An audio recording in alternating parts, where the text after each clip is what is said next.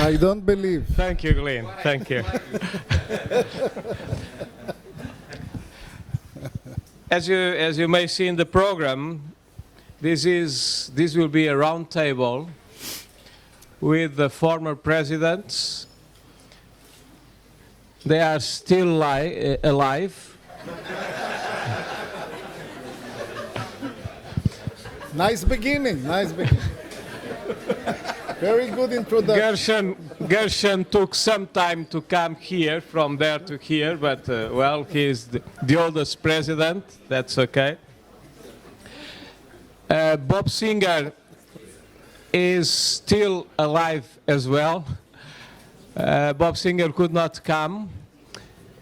He's from United States, Florida, United States. He was not able to come, but the surviving presidents are Bob Singer, Gershon Tannenbaum, Keith Hansen, Dieter Ackford, and myself as current past president.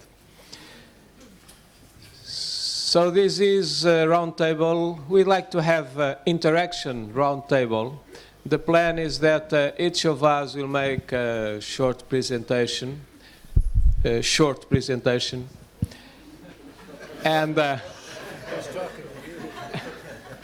short presentation, and then we will open.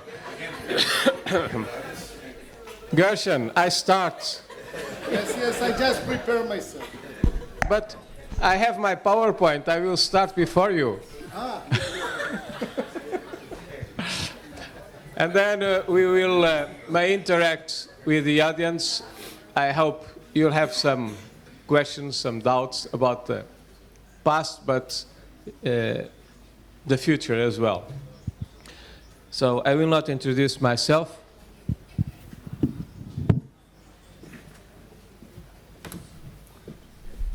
You want me to introduce you? Yes. He wants to introduce himself.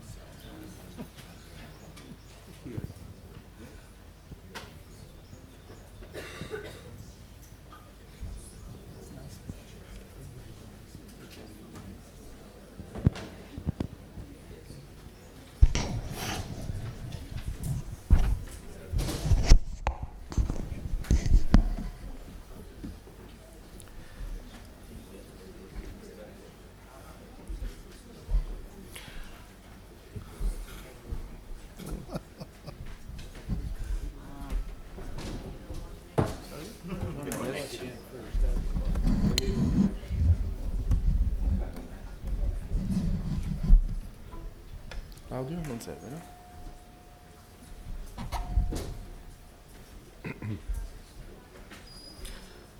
I'd like you to meet the former presidents that are not here.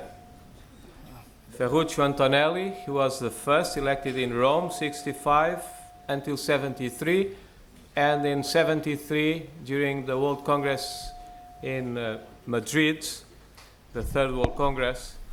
Miroslav Vanek from Czechoslovakia at that time was elected the second president.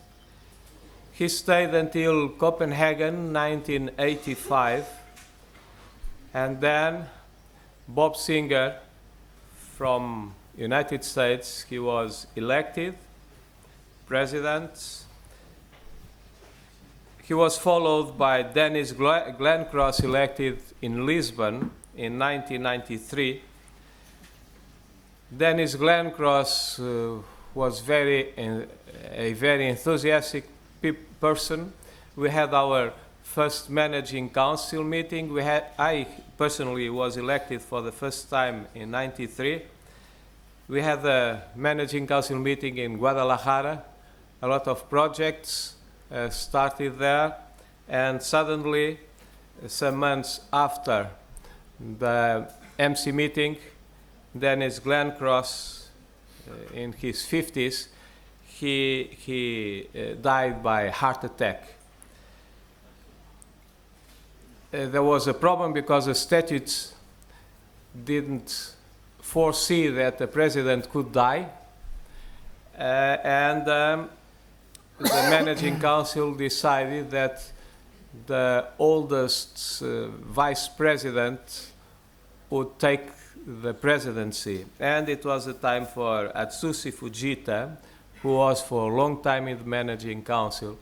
He was the interim president since 94 to 97. My idea to introduce this roundtable was going to some documents that I found in my files from Antonelli, Vanek, Singer, Dennis Glencross, and Fujita, and tried to organize their goals and objectives for their terms. And I will make the story short.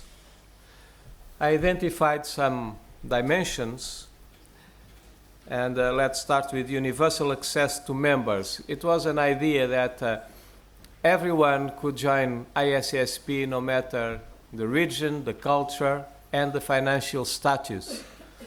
The world is very unbalanced. Rich people in some parts of the world, poor people in other parts. And Vanek suggested to have a lower special membership for those who could not pay a full membership, but nevertheless giving them the possibility of voting and participating in ISSP activities. On the other hand, Bob Singer wanted to educate people around the world on about ISSP goals, missions, and he produced, with his managing council, he produced some material. The idea was make ISSP popular among the people. I shall say that some of the goals I'm going to mention were achieved, others are still to be achieved. Anyway, this possibility of special membership is going on. Another aspect was the relationship with international societies, and the differences acceptance was highlighted by Vanek. He suggested links with non-English speaking societies. English became an international language. At first, as it was already mentioned, it was French and English for ISSP, then slowly English, or not so slowly, but English took the place of the official languages, but there are other languages, and some people had some worries about that. International and national societies should be created, and indeed the 70s could watch the appearance of national societies and international societies. The first one being NASPA, the second one FEPSAC, and so on. With these societies, Fujita wanted to have close ties, which had already started before with Glencross and some liaison persons were nominated to make the relationship among these societies. With these societies, some cooperation should be developed. The International Olympic Committee is a goal. The relationships with the International Olympic Committee is a goal. As you know, there is not sports psychologists in the accreditation lists. So to be in the Olympics, you may be as a doctor, as a horse treater, but not as a sports psychologist. And this is one of the goals that are not fulfilled. Education promotion, cross-culture and cross-linguistic documentation was suggested by Vanek in order to give the possibility of everyone in the world to have access to information on sports psychology. To increase publications, it started in the term of Bob Singer after the society being balanced in terms of political constraints and the initial problems. And Glenn Cross suggested the idea of having courses in different countries, workshops, in order to promote sports psychology in the not so developed countries in terms of sports psychology, and to spread this information,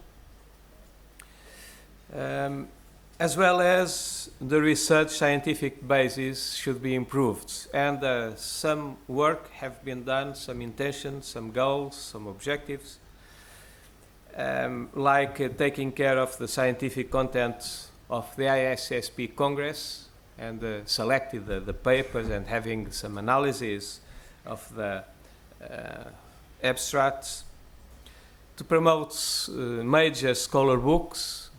A good example is the first handbook of sports psychology, edited by Singer and then followed, namely by Gershon Tenenbaum, the third volume. Glenn Cross underlined the commitment to excellence and scholarship. Sports psychology should not be some amount of techniques, but scientific based.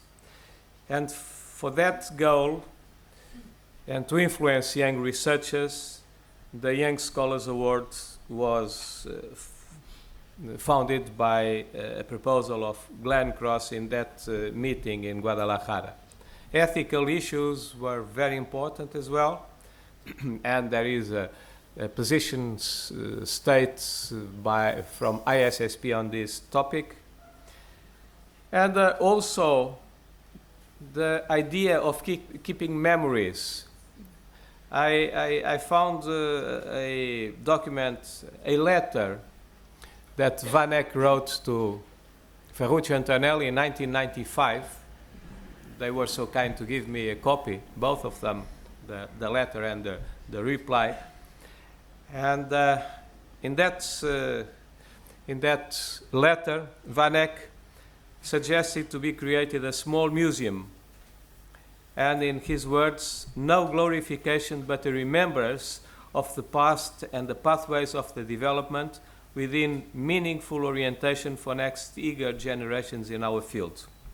The managing council in our last meeting 3 days ago in Orvieto decided to create one online museum, and that will be a link within the ISSP website where documents, historical, important documents will be, and other memories like Congress posters, badges, following Vanek's idea.